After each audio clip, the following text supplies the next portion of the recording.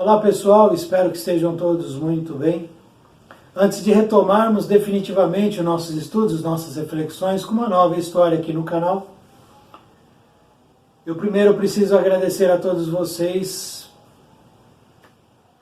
pelas energias positivas, pela vibração de amor, pelas preces, pelas orações, pelas mensagens. Foram dezenas e dezenas de mensagens que eu recebi. Muita alegria ter lido o que eu li. Isso tudo ajudou demais na minha recuperação. Foram 3 semanas muito difíceis, porque é assim para todos nós. Eu não sou diferente de ninguém. E o fato de estar aqui no plano físico nos traz provas, testes, resgates, dificuldades para nosso aprendizado, para a nossa lapidação, para a nossa evolução. A tempestade foi violenta, mas passou. A tempestade foi brutal, mas acabou. E aqui estou, retomando os trabalhos com muita gratidão a todos vocês. Muito obrigado. Dito isso, então, vamos aos trabalhos. Vamos recomeçar, porque a vida continua. Não podemos ficar parados.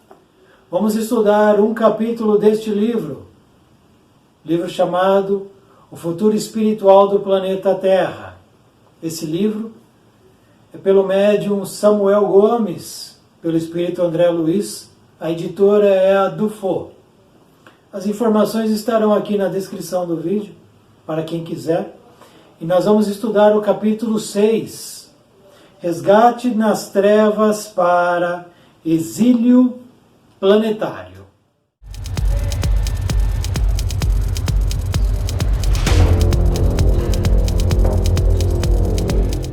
Estávamos a caminho dos trabalhos de resgate de alguns irmãos que se apresentavam com disposição para receber auxílio.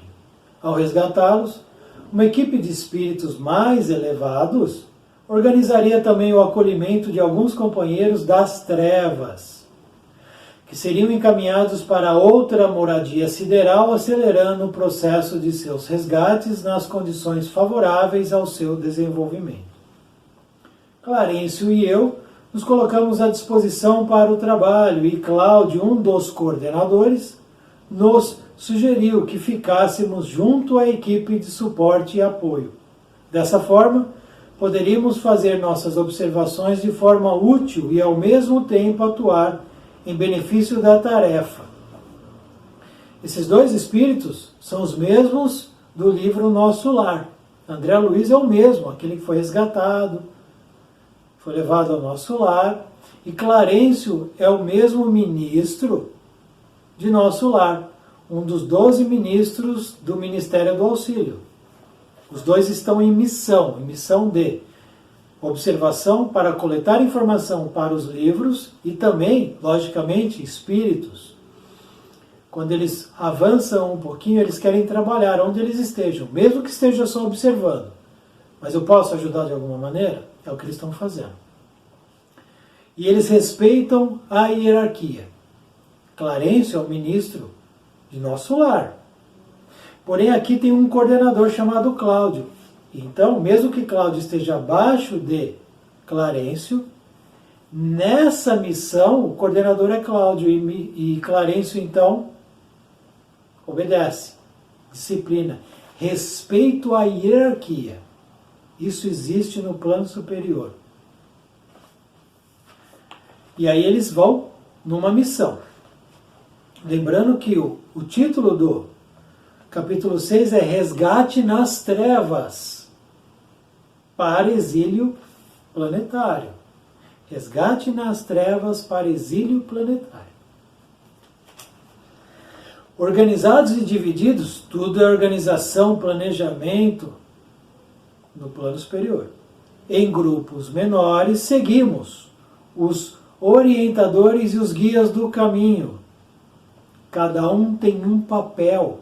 Guias do caminho. Existem guias que conhecem as regiões umbralinas. Não adianta descer um espírito lá de Nosso Lar e querer caminhar nas regiões umbralinas sem conhecer as regiões. sem ter uma orientação. Ele vai se perder e será um grande problema. Por isso que a espiritualidade superior não fica passeando no umbral, porque é perigoso. O umbral se desdobra em muitas regiões, muitas, e é perigoso, principalmente no umbral que eles estão entrando. Aqui, ó, orientadores e guias do caminho. Então, a equipe tinha aqueles que estavam guiando pelas trevas, adentrando na subcrosta. Já estudamos isso. Temos 4 regiões umbralinas, basicamente. 3 externas, de cima para baixo, nebuloso, denso e pedregoso. Temos a crosta e temos o umbral cavernoso, umbral interno, como ele diz aqui, na subcrosta. É o pior, o mais difícil, o mais perigoso, onde tem os seres mais perversos. A nata do mal está lá. A elite perversa está lá. Lá, na subcrosta, umbral cavernoso, onde eles estão descendo. E estavam levando junto pelas portas do sono e em desdobramento um companheiro encarnado. Encarnado ele quer dizer reencarnado, tá? Que em geral os livros colocam encarnado e desencarnado. Então eu estou aqui encarnado. Não, eu estou reencarnado. E tem os desencarnados, para não haver confusão, tá? Mas aqui ele fala encarnado, mas é reencarnado. Que serviria de médium de efeitos físicos por doação de ectoplasma, ajudando-nos a concretizar algumas ações em que essa energia precisava ser usada. Então, havia um médium que estava dormindo, o seu perispírito em desdobramento estava junto dessa equipe, para que ele pudesse doar energia. O ectoplasma, quando fosse necessário, no momento exato. Então, eles estavam levando uma pessoa que estava no plano físico. Então a equipe era de espíritos desencarnados com um espírito que estava reencarnado no plano físico. Descíamos trilhas íngremes até que chegamos a uma gruta que lembrava um dos antigos templos secretos, com archotes e velas da época medieval acesas, deixando um ar pesado, com características de um ritual macabro. Mantínhamos-nos invisíveis às condições vibratoriais dos companheiros do culto estranho, no qual haveria um sacrifício para evocar uma entidade das trevas profundas, conhecida como sendo um dos dragões. O umbral cavernoso ele tem várias regiões, abismos, vales, planícies, escarpas. E eles estavam descendo por uma região muito íngreme, uma descida muito forte. Havia guia e orientador na frente do grupo. E chegam numa caverna, e entram na caverna. A caverna tem aquelas tochas nas paredes, mostrando um caminho, velas. E tem um grupo lá que está fazendo um ritual. Um ritual. Esse ritual era para evocar uma outra entidade,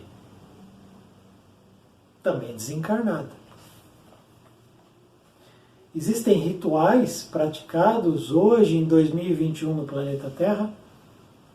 Rituais. Não estamos falando de nenhuma religião. Estamos falando de rituais para evocar. Existe ou não existe? Reflexão para a gente. Numa grande pedra usada para sacrifícios, dentro da caverna havia uma grande pedra. Estava presa uma moça desfigurada, seminua, maltratada por suplícios de toda a ordem que serviria para aquela prática de satânica intenção. Em todos os momentos, procurávamos ter por todos eles um sentimento de compaixão, transmitindo vibrações harmônicas de paz e de amor. Então aqui a gente tem um ponto importante. Não é qualquer um que vai numa missão dessa, porque precisa ter um controle, uma elevação espiritual. Precisa ser maduro, experiente. Porque existe uma organização, um planejamento para que essa ação, esse resgate aconteça. Não é assim, vamos lá e vamos resgatar. No ímpeto, no impulso, de maneira nenhuma. Existe uma organização minuciosa. E a equipe, ela é preparada, não é qualquer um que faz parte de uma equipe que entra numa região dessa, numa situação dessa, num ritual satânico. Porque se é um menos preparado, ali já entra na ira, na cólera, na irritação, no medo, no desespero, e aí tudo que foi organizado vai por água abaixo. O plano é despedaçado, porque um dos membros do grupo não estava preparado. Então não é qualquer um, é um processo. São escolhidos. Eles já são preparados para esse tipo de evento. E eles não podem entrar na sintonia daqueles que estão lá. Tanto é que quem está lá não enxerga essa equipe. Questão de vibração. Eu posso estar aqui com Jesus, com Maria, eu posso estar aqui com o Dr. Bezerra, com Eurípides Barçanufo, e eu não vejo. Questão de vibração. Eles vibram numa energia, numa sintonia muito alta. E eu numa baixa. Então não enxergo. Jesus pode estar aqui. Eu não enxergo. Só vou enxergar se ele se fizer visto em relação à minha sintonia, à minha vibração. Senão eu não enxergo. Não enxergo. Tanto é que Saulo de Tarso, em Damasco, quando Jesus apareceu para ele, ficou cego. Ficou cego. Tamanha era a luz. Porque Jesus se fez ser visto por Saulo. E ele passou 3 dias cego. Então eles estão vibrando energia positiva, vibração harmônica de paz e amor para aqueles seres lá. Porque no fundo, todos aqueles não passam de doentes, perturbados, enfermos. Só isso. Após alguns minutos de observação, Clarencio falou ao meu ouvido como se sussurrasse: André, estamos diante de um daqueles atos de adoração primitiva. Atos de adoração primitiva. Na qual se deseja atrair uma entidade das trevas com grande domínio sobre os companheiros perturbados e perdidos, que, ao seu comando, tem provocado muita dor e sofrimento, não só aos reencarnados, como também aos desencarnados, que se ligam inconscientemente a eles. De novo, temos atos de adoração hoje, 2021 no planeta Terra, atos de adoração. Aqui ele diz primitivo, mas vamos tirar o primitivo. Ato de adoração, temos ou não temos? Aqui no planeta. Não estou falando de religião. Ato de adoração. Para evocar isso ou aquilo, temos ou não temos? Olha o perigo. Olha o perigo. Tudo que acontece aqui reverbera no plano espiritual. Tudo que acontece no plano espiritual reverbera no plano físico. Olha o perigo das coisas. Eles queriam evocar uma entidade de grande domínio na região. Um chefe de falange. Existem exércitos perversos em regiões umbralinas. Centenas e centenas e centenas de membros. E esse domina uma área, uma região. Conhecido como um dragão. Ele não é um dragão principal. Para que possa ficar claro essa situação de dragão.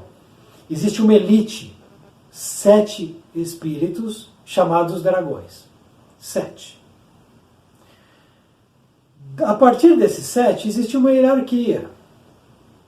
Chefes de falange, espectros, magos negros,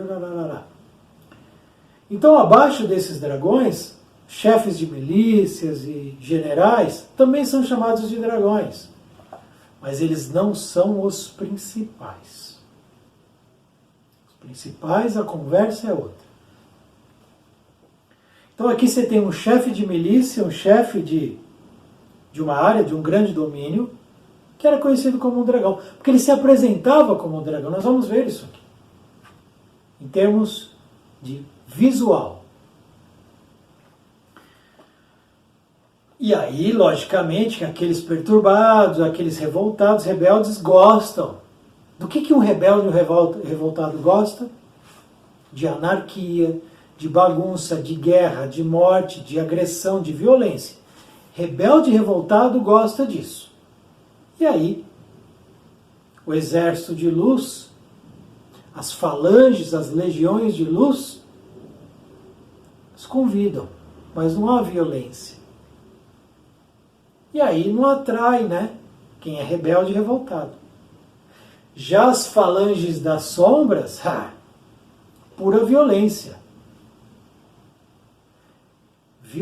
Suco de violência. E aí, rebelde e revoltado adora isso. E aí eles entram nesses exércitos. Lembrando que, se não houvesse o combate das esferas superiores de luz contra esses, o planeta Terra já teria deixado de existir. Nós não estaríamos hoje aqui se não houvesse atuação ostensiva da espiritualidade superior combatendo as trevas. Isso é fato. Esse planeta já teria implodido. Tamanha é a força e o tamanho do mal. Mas que está perdendo, sempre perdeu e vai continuar perdendo, porque o mal nunca vai vencer. E o mal está sendo expurgado do planeta Terra. Então aquele que gosta do mal, uma maldadezinha aqui e ali, muito cuidado. Muito cuidado. Que se afina com discurso de ódio, discursos de violência, de agressividade, esse aí está com as suas conexões ligadas à sombra. E a sombra está sendo varrida, e vai ser varrido junto. Ainda há tempo de mudar. Seguindo, poderemos tirar dessas condições degradantes grande aprendizado, junto ao caso da nossa irmã. Havia uma mulher, numa pedra, naquele ritual de sacrifício. E agora Clarencio vai falar dela. Antiga suicida, olha lá, antiga suicida, que necessita renascer em gestação frustrada para receber um choque vibratório, por meio de seu retorno rápido ao mundo físico, criando assim uma leve melhoria nas condições de sua saída do planeta, para que possa resgatar seu passado com maior probabilidade de sucesso. Esse espírito de mulher desencarnado que está preso na pedra, ela foi uma suicida. E a gente vai falar já disso.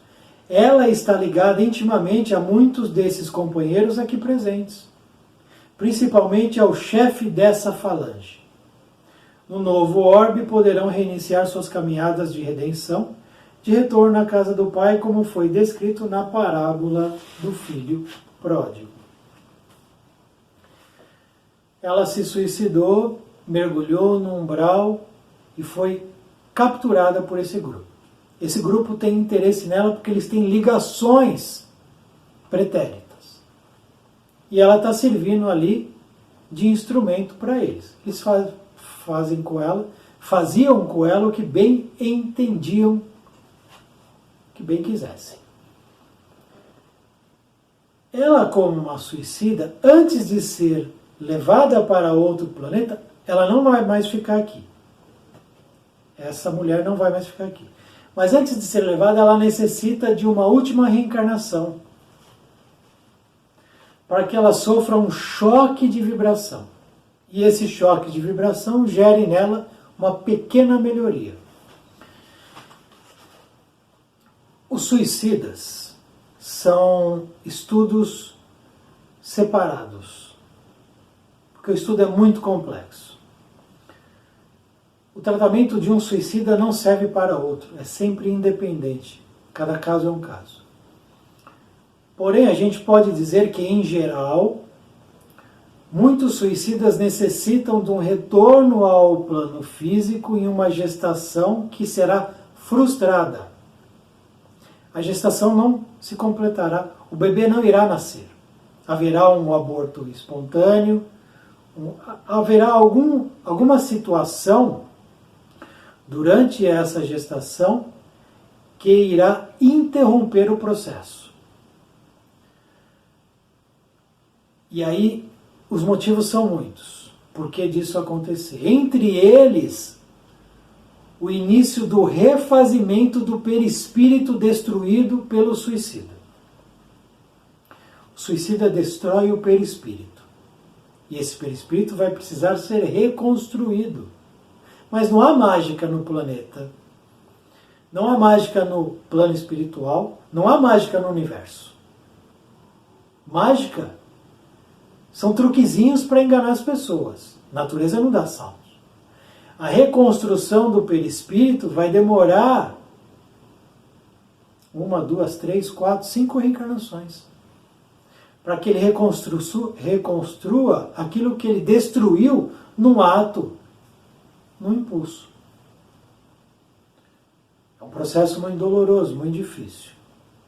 No caso dela, pode ter a ver também com memórias, campo mnemônico do subconsciente. É um processo muito complexo de estudo. Mas, o que a gente precisa entender é que ela necessita de uma gestação, a gestação vai ser frustrada, mas que para ela vai ter um leve ganho, uma leve melhoria. A partir daí ela será acolhida, levada para um local, aguardará a sua levada para outro planeta. E ela está ligada àquele grupo.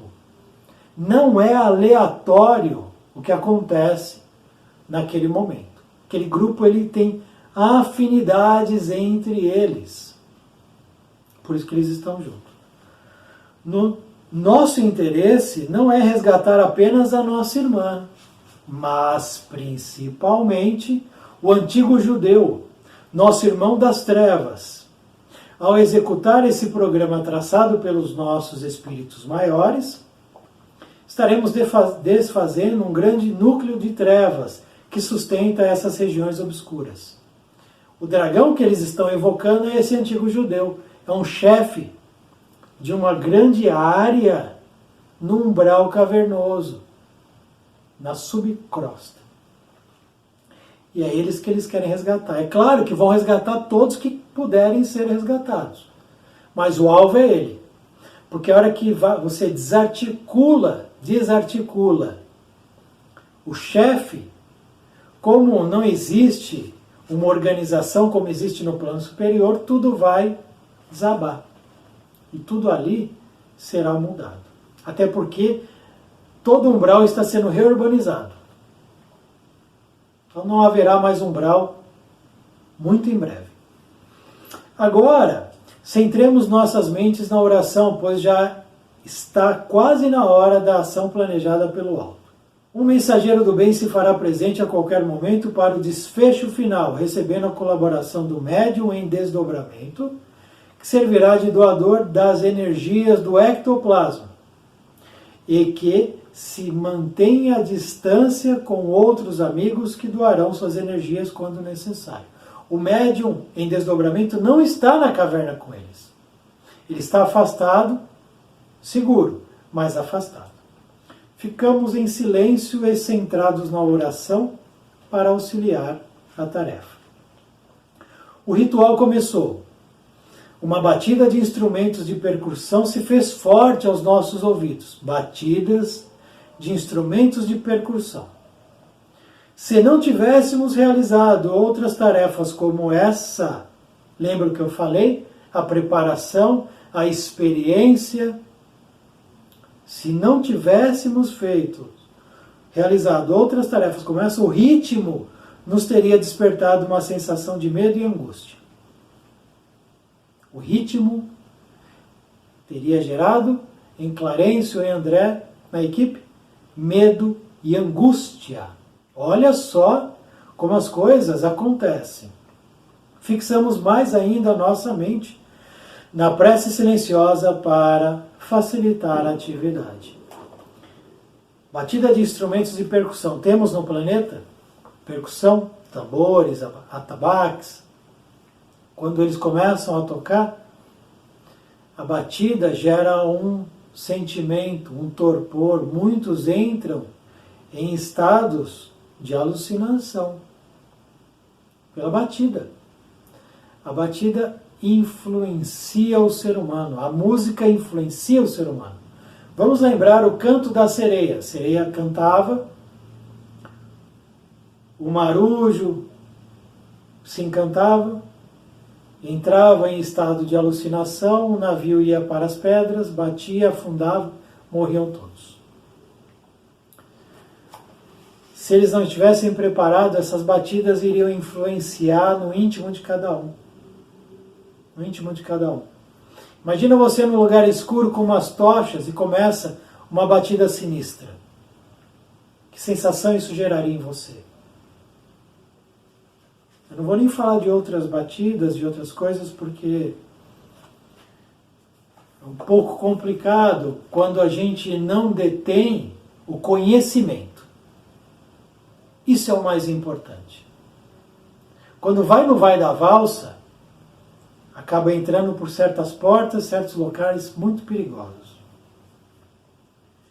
Num dado momento, o chefe do ritual pegou uma adaga e desferiu num ato firme e forte um golpe no meio do peito da nossa irmã, que na mesma hora começou a gritar gritos alucinantes de dor, mesmo estando semi-inconsciente. O agressor, com um capuz escuro, parecia indiferente ao seu sofrimento e pronunciava palavras cabalísticas, evocando a entidade esperada. O ambiente estava sob uma luz bruxuleante em meio a uma fumaça colorida e aromática, típica dos alquimistas do passado na condição de mestres da magia negra que, para impressionar as pessoas, deixavam o ambiente se impregnar com cheiros fortes, dentre os quais se destacava o do enxofre. Então havia todo um ritual ali de cheiro, de cor, de som, de elementos. Um ritual secular, talvez milenar. E ele vai e enfia a adaga no peito da mulher. E ela grita de dor desesperada. Aí vem a pergunta, está desencarnado, por que grita? Sente dor? Importante isso. Se eu estou no plano físico, eu estou atuando no plano físico. Sinto prazer e sinto dor. Se eu estou no plano espiritual, a mesma coisa. Eu vou sentir dor no plano espiritual? Claro que vou. Eu continuo vivo. Só mudou a minha essência, minha vibração. Estou em outra dimensão. Mas eu continuo tendo o perispírito, que é o corpo do espírito. Plano físico eu tenho corpo, perispírito e espírito. O corpo morreu, volto para o plano espiritual, dimensão espiritual, eu fico com o perispírito e o espírito. Espírito essência, perispírito a forma. O que ele cravou, a adaga foi no corpo perispiritual da mulher, que tem baixa vibração, não tem elevação espiritual, não tem conhecimento. Para ela aquilo é realidade. Ela entende aquilo como realidade. Naturalmente que ela vai sentir a dor como se ela estivesse no plano físico. Ela acha que ela está no plano físico. Ela está vivendo aquilo porque é real. E ela vai sentir dor. E sente uma dor pior do que no plano físico, porque no plano espiritual tudo é mais sensível. No plano físico, A gente sente uma dor que ela é minimizada pelo corpo. O corpo ele é denso, ele é bruto. O corpo físico é bruto.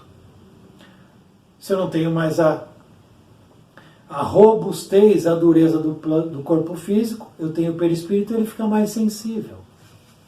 E ela sente dor, sim. Se ela estivesse num plano elevado superior, a história é outra, muito outra.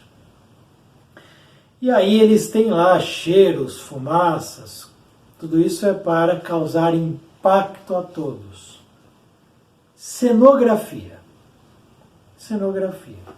Claro que vai deixar todos em estado de torpor, alucinados, como se fossem drogas, por aí.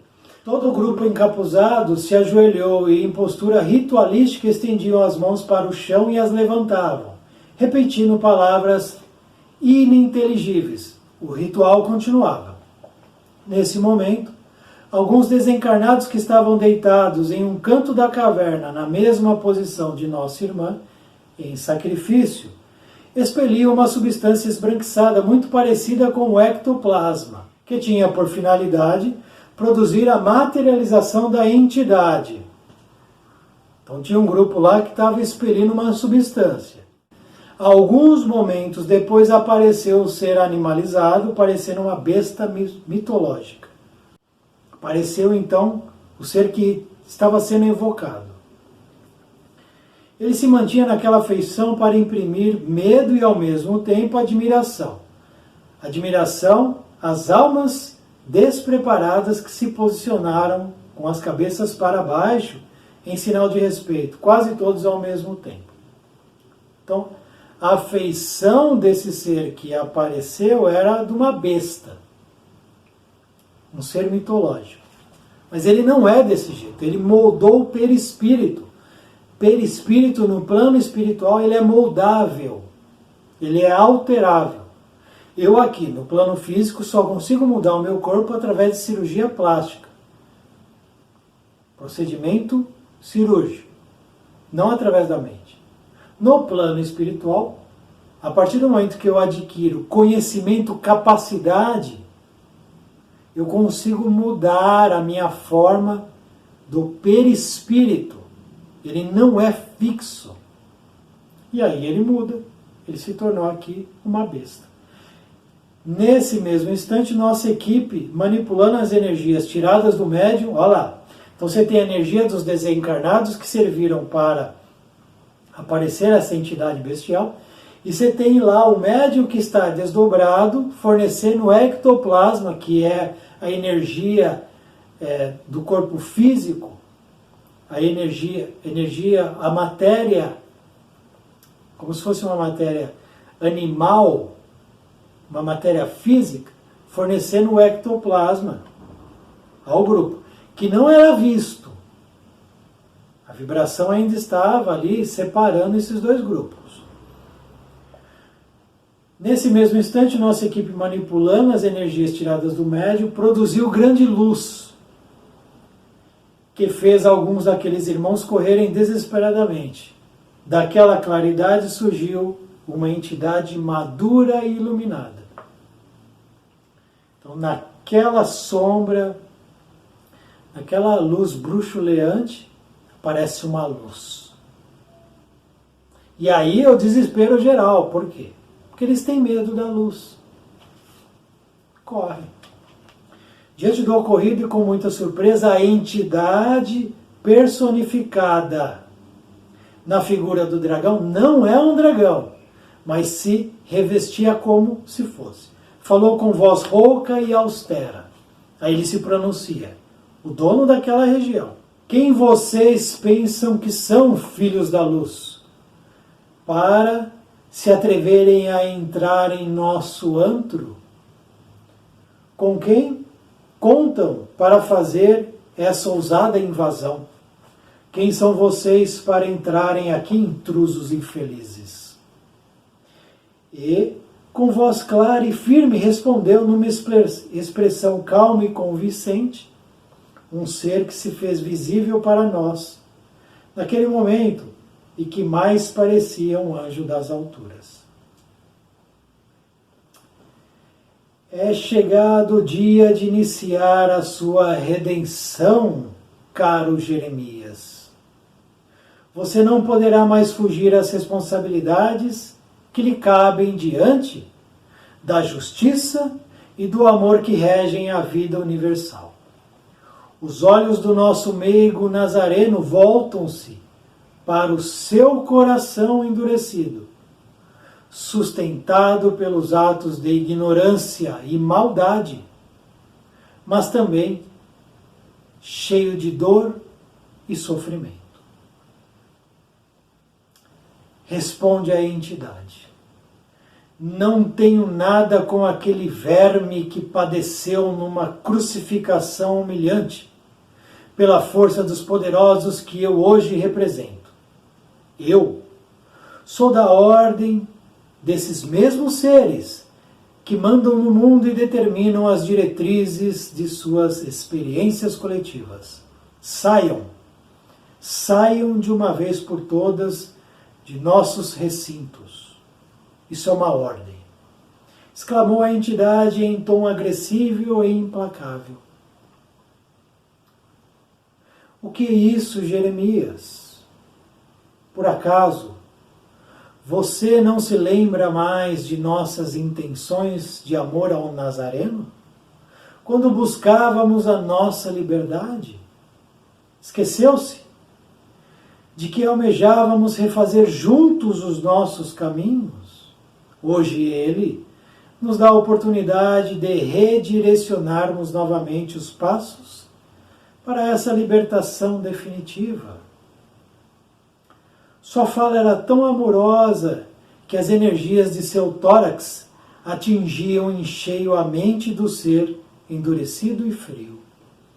Numa ação que surpreendeu a todos, a entidade ajoelhou-se, com gestos de profunda revolta, e entre lágrimas desabafou. Quanta decepção!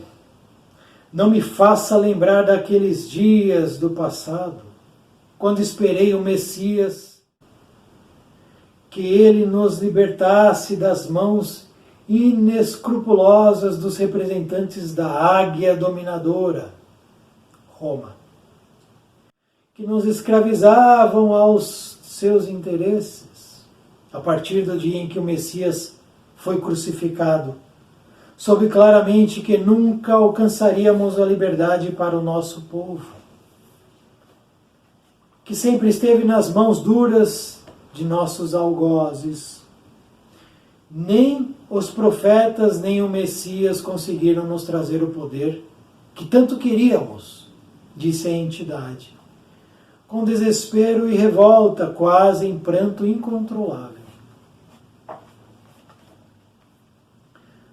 O ser de luz então diz: Jeremias, será que você não percebeu que o cansaço o alcança, que suas ações de violência nunca lhe darão, verdadeiramente, qualquer sinal de libertação e sim algemas, como consequência dolorosa de suas ações precipitadas? Nossa real liberdade está dentro de nossas almas na exata medida em que sabemos nos libertar dos sentimentos da revolta, da violência, do ódio, da vingança e da brutalidade das emoções. Precisamos reorganizar nossos interesses para outra direção e você hoje já sabe, no fundo de seu coração, que é chegada a hora da escolha mais precisa e verdadeira para seu espírito. Como? Quantas dores causei, quantos crimes planejei e executei? E tudo isso por nada? Se o Messias não nos libertou, eu e os meus nos libertaremos. Nem que seja ferro e fogo. Se não for assim, a vida realmente não tem sentido nenhum. Nem na realidade da matéria, nem mesmo nessa dimensão, na qual só vemos uma eterna condição de dor e sofrimento. aproximando-se com carinho paternal daquele ser em extremo martírio e colocando a mão sobre sua cabeça, grande fluxo de energias descia sobre ele amorosamente. O amigo do passado falou: você está enganado, meu querido. O infinito nos aguarda a todos, não importando quanto tempo levaremos para nos reerguer. Mas ainda é e sempre será o tempo de recomeçar com Jesus. Deixe-se ir comigo e desfrutaremos possibilidades de realizações superiores, conquistas essas que estão destinadas à sua realidade mortal. Seremos, um dia, viajantes da eternidade, e nessa condição poderemos nos reencontrar com nossos amores de ontem. Joana espera até hoje uma réstia de luz de sua transformação para poder caminhar ao seu lado. Ao ouvir aquele nome ser pronunciado, ele mudou completamente sua postura ereta e rígida e, mostrando um leve traço de humildade refletido em sua postura e em seus olhos, perguntou: Joana, como está ela? Onde se encontra? Após uma pausa expressiva em sua fala, na qual podíamos perceber a luta íntima que se travava em sua alma, ele voltou a falar: eu sou um monstro. Como um criminoso, como eu teria o direito de estar novamente ao lado daquele anjo de Deus? Depois desse desabafo, colocou as mãos no rosto, cobriu os olhos, como se enxergar a sua realidade fosse demais para ele, e chorou amargamente. Ao vê-lo recapitular a sua vida diante da lembrança de sua amada e se entregar ao primeiro momento de arrependimento em muitos séculos, aquele nobre ser o acolheu nos braços, dirigiu um sinal de cabeça para o coordenador que organizou o resgate e, num ato de beleza indescritível, levou aquele fardo amado rumo ao infinito. Nesse instante, com uma voz firme e forte, Eurípides Barçanufo, que era exatamente aquele que recebeu o sinal da entidade amiga, pronunciou um convite a todos que estavam ali presentes. Irmãos, a claridade do alto abre-se também para todos vocês nesse instante. Venham conosco e lhes proporcionaremos uma jornada em busca da paz e da recuperação. Alguns daqueles espíritos desesperados que continuavam na postura adorativa, ainda de joelhos durante todo o diálogo, passaram a direcionar essa atitude para Eurípides, que se aproximou de um deles e o acolheu junto a si, dizendo: venha, meu irmão. Jesus o aguarda para a renovação. Por minha vez, busquei aconchegar um desses espíritos ao meu coração, falando em tom fraternal: venha, meu amigo.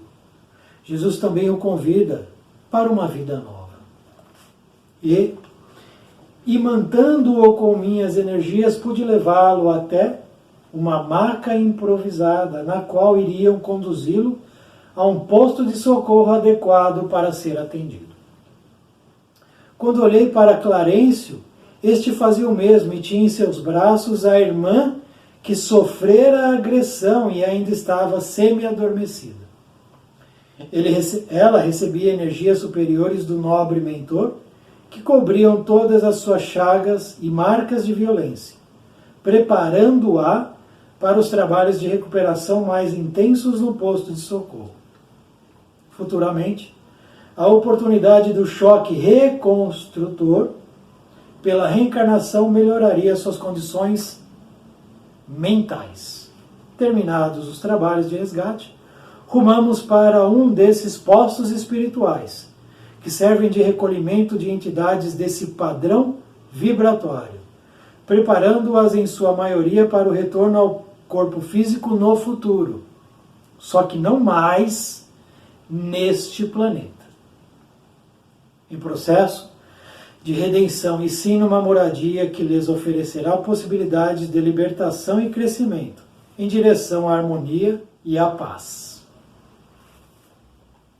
Então esse é o capítulo 6 do livro O Futuro Espiritual da Terra. O resgate de Jeremias. Jeremias, um antigo judeu, que por séculos e séculos comandou hordas trevosas, planejou, executou crimes, atos violentos, perversos. O mal tem prazo para acabar. Foi o caso de Jeremias. Entidades já elevadas, que foram seus companheiros há 2.000 anos atrás, há 3.000 anos atrás, há 5.000 anos atrás, mas que abriram as portas do coração para a luz, aceitaram as palavras do nosso Mestre, mudaram o leme de suas vidas, se ergueram, se elevaram, resgataram e avançaram. Enquanto Jeremias estacionou no mal, estacionou na malícia, na perversidade, na revolta e na rebeldia. Na revolta daquele que esperava um Messias com uma espada, num cavalo, um guerreiro, que fosse assassinar e libertar os judeus dos algozes romanos e de todos os outros algozes da história. Mas Jesus nunca foi e nunca será o espírito vingador, e sim o espírito de amor, perdão, resignação. Jeremias não aceitou. Queria a vingança. Agasalhou no seu coração a rebeldia. E o resultado foi séculos e séculos de débitos adquiridos, de dor, de sofrimento. Foi retirado, foi resgatado, não foi resgatado junto dos outros. Existe uma diferença de resgate.